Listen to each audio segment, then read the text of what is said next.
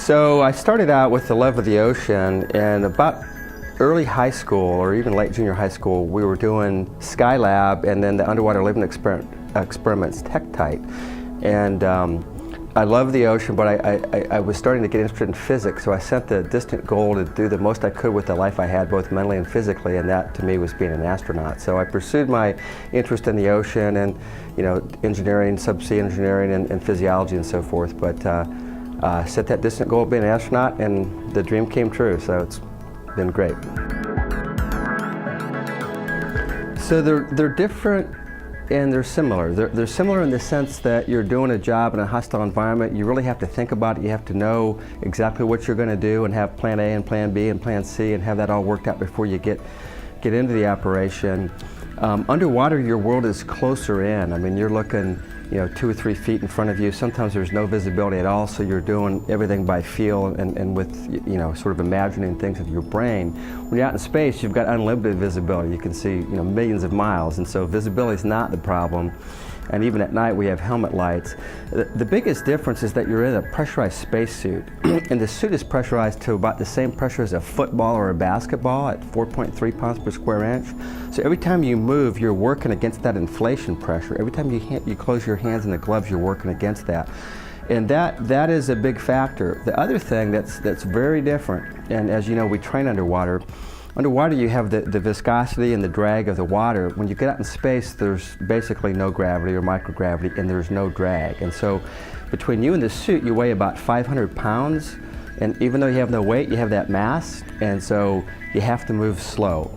My motto is always, you cannot go too slow. And never let your hands get going faster than your brain. So the EVA task, you're actually thinking a lot. You're thinking about what you're doing, you're thinking what's next, you're thinking where your buddy is, where the airlock is, so your mind is in high gear, but you want your body to move slow and methodically and be very careful with respect to all the actions that you do. So, yeah, when you first get out the door, you know, you're focused on your spacewalk and on the objectives and so forth, and you're thinking ahead to all the tasks.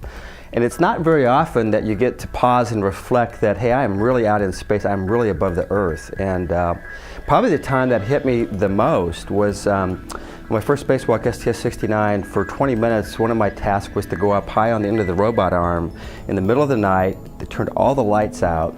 And we had these new glove heaters because we'd had people get cold hands, and so my only job for 20 minutes was to sit up there to see if I would get cold. And yeah, you know, that's a big departure from most spacewalking activities where you're really working your tail off.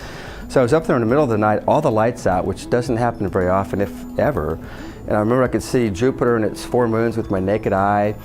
And then I was looking down and I could see a fine line of white light on the wing of the shuttle, and then a few seconds later a crescent of blue as the Earth was rising.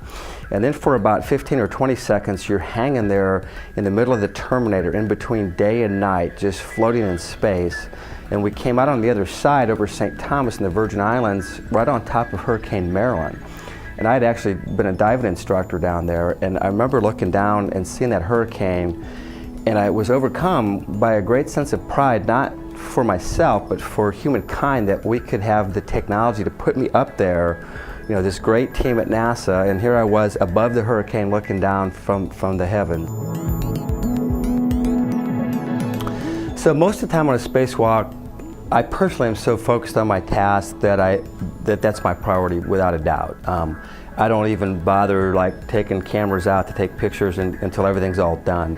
Having said that, there are moments within a spacewalk where you really don't have that much to do, i.e. we're waiting on the station RMS to position the airlock, and so we're holding in place, just hanging on handholds or riding the arm back and forth from the shuttle to the space station. And during those moments, you know, you go for it and you look at the stars and the Earth, and it, you know, you just ponder where you are and how you got there and the great teamwork it takes to get there, and those are real special moments that I remember very distinctly.